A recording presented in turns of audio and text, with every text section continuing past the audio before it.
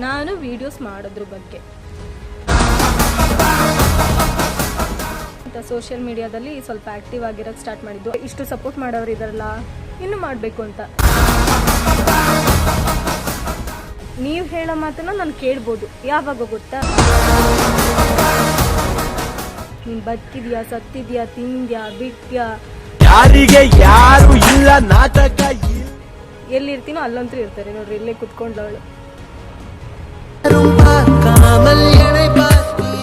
ಮೂರನೇವ್ರ ಕಿವಿ ಹತ್ರ ಮಾತಾಡ್ಕೊಂಡು ಇಲ್ಲ, ಏನೋ ಒಂದು ಲೈಫಲ್ಲಿ ಮಾಡ್ತಿದ್ದಾಳೆ, ಮಾಡಲಿ ಬಿಡಿ, ನಾನು ಸೋಷಿಯಲ್ ಮೀಡಿಯಾ ನನಗೆ ಬೇಕು. ಬಟ್ ನನಗೆ ಬಿದ್ದಾಗ ಎದ್ದೇಳಿಸ್ತವ್ರು ಇಲ್ಲ, ಏನೋ ಎದ್ದಾಗ ಬೀಳಿಸ್ತಕ್ಕ ಇನ್ನೊಂದು ಬೆಳೆದ್ಬಿಟ್ಟಿದ್ಯಾ. ನನ್ನ ಜೀವನನ ಒಬ್ಬೊಂಟಿಯಾಗಿ ಸ್ಟ್ರಾಂಗ್ ಆಗಿ ನಿಲ್ಲಕ್ಕೆ ಇವಾಗ ಸ್ಟಾರ್ಟ್ ಮಾಡ್ತಾ ಇದ್ದೀನಿ. ಹಾಯ್, ಹಲೋ, ಎಲ್ರಿಗೂ ನಮಸ್ಕಾರ ಫ್ರೆಂಡ್ಸ್. ಎಲ್ಲರೂ ಹೇಗಿದ್ದೀರಾ? ನಾನಂತೂ ಚೆನ್ನಾಗಿದ್ದೀನಿ. ನಾನು ಇವಾಗ ಜಸ್ಟ್ ಕಾಲೇಜಿಂದ ಬಂದಿದ್ದಾಯಿತು. ಕಾಲೇಜಿಂದ ಬಂದು ಡೈರೆಕ್ಟ್ ಮೊಬೈಲ್ ಎತ್ಕೊಂಡು ವೀಡಿಯೋ ಮಾಡೋಕ್ಕೆ ಬಂದಿದ್ದು. ಇವತ್ತು ಆ್ಯಕ್ಚುಲಿ ಏನು ವಿಚಾರ ಮಾತಾಡೋಕ್ಕೆ ಬಂದಿದ್ದು ಅಂದರೆ, ನಾನು ವೀಡಿಯೋಸ್ ಮಾಡೋದ್ರ ಬಗ್ಗೆ. ನಾನು ಆ್ಯಕ್ಚುಲಿ ಇತ್ತೀಚೆಗೆ ಇಂಥ ಸೋಷಿಯಲ್ ಮೀಡಿಯಾದಲ್ಲಿ ಸ್ವಲ್ಪ ಆ್ಯಕ್ಟಿವ್ ಆಗಿರೋಕ್ಕೆ ಸ್ಟಾರ್ಟ್ ಮಾಡಿದ್ದು. ಅಂದರೆ ಇನ್ಸ್ಟಾಗ್ರಾಮ್ ಆಗಿರ್ಬೋದು, ಫೇಸ್ಬುಕ್ಕಲ್ಲಿ ವೀಡಿಯೋ ಆಗಿರ್ಬೋದು, ಯೂಟ್ಯೂಬಲ್ಲಿ ಆಗಿರ್ಬೋದು, ಎಲ್ಲದರಲ್ಲೂ ವೀಡಿಯೋಸ್ ಮಾಡೋಕ್ಕೆ ಸ್ಟಾರ್ಟ್ ಮಾಡಿದ್ದು. ಇದನ್ನು ಎಲ್ಲ ನೋಡ್ತಾ ನೋಡ್ತಾ ಇವಾಗ ಕಾಂಪ್ಲಿಮೆಂಟ್ಸ್ಗಳು ಜಾಸ್ತಿ ಆಗ್ತಿದೆ. ಅಂದರೆ ಪಾಸಿಟಿವ್ ಕಾಂಪ್ಲಿಮೆಂಟ್ಸು ಇದೆ, ನೆಗೆಟಿವ್ ಕಾಂಪ್ಲಿಮೆಂಟ್ಸು ಇದೆ. ಇದರಲ್ಲಿ ಪಾಸಿಟಿವ್ ಆಗಿ ಕಾಂಪ್ಲಿಮೆಂಟ್ ಮಾಡೋರಿಂದ ನಾನು ಏನು ಒಳ್ಳೆಯದನ್ನೆಲ್ಲ ತೊಗೊಂಡು, ಇನ್ನು ಬೆಳೆಯಂದವ್ರಿಗೆ ಅವರು ಹೇಳೋದು ಒಂದೊಂದು ಮಾತು ತಲೆಗೆ ಹೋಗ್ತಾ ಇರುತ್ತೆ ಅಲ್ವಾ. ಅಂದರೆ ಇಷ್ಟು ಸಪೋರ್ಟ್ ಮಾಡೋರು ಇದಾರಲ್ಲ, ಇನ್ನೂ ಮಾಡಬೇಕು ಅಂತ. ಇನ್ನು ನೆಗೆಟಿವ್ ಮಾಡೋರಿಗೆ ಇನ್ನೇನು ಹೇಳೋಕ್ಕಾಗತ್ತೆ.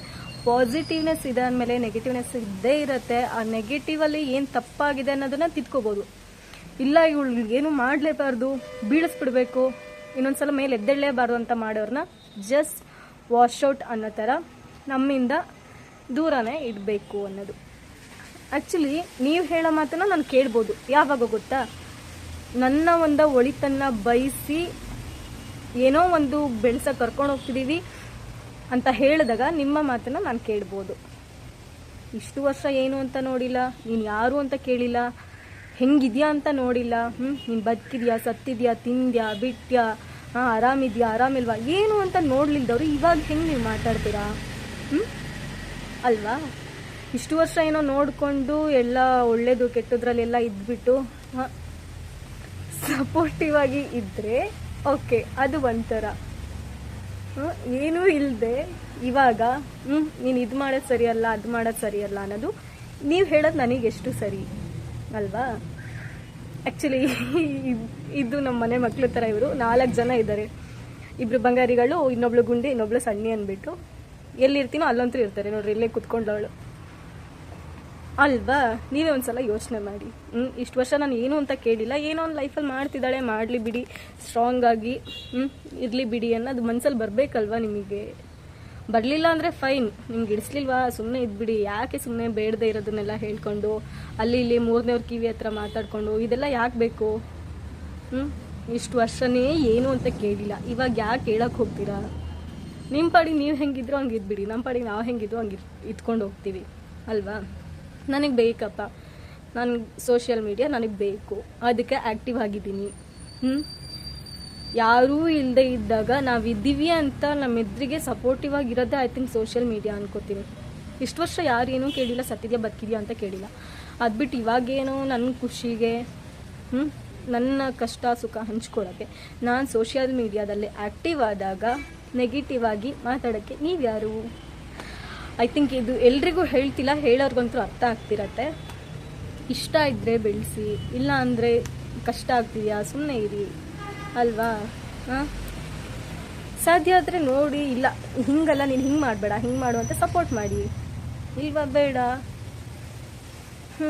ಏನು ಜಾಸ್ತಿ ಮಾತಾಡ್ತಿದ್ದಾಳೆ ಅಂತ ಅಂದ್ಕೋಬೇಡಿ. ಆ್ಯಕ್ಚುಲಿ ನೆಗೆಟಿವ್ ಆಗಿ ಹೇಳಿದವ್ರು ಜಾಸ್ತಿ ಇದ್ದರು, ಅದಕ್ಕೋಸ್ಕರ ಹೇಳಿದ್ದು ಅಷ್ಟೇ. ಇದ್ರ ಬಗ್ಗೆ ಮತ್ತೇನೂ ಇಲ್ಲ. ಬಿದ್ದಾಗ ಎದ್ದೇಳ್ಸೋಕ್ಕೆ, ಎದ್ದೇಳ್ದಾಗ ಬೀಳ್ಸೋಂಥವ್ರು ಇರ್ತಾರೆ. ಬಟ್ ನನಗೆ ಬಿದ್ದಾಗ ಎದ್ದೇಳಿಸ್ತವ್ರು ಇಲ್ಲ, ಎದ್ದಾಗ ಬೀಳ್ಸೋಕ್ಕೆ ಇವಾಗ ರೆಡಿ ಆಗ್ತಿದ್ದಾರೆ. ಅಂದರೆ ಕೇಳ್ಬೋದು, ಏನು ಬೀಳಿಸ್ದಾಗ, ಏನೋ ಎದ್ದಾಗ ಬೀಳಿಸ್ದಾಗ ಇನ್ನೊಂದು ಬೆಳೆದ್ಬಿಟ್ಟಿದ್ಯಾ ಅಂತ ಎಷ್ಟೊಂದು ಜನ ಮಾತಾಡ್ಬೋದು.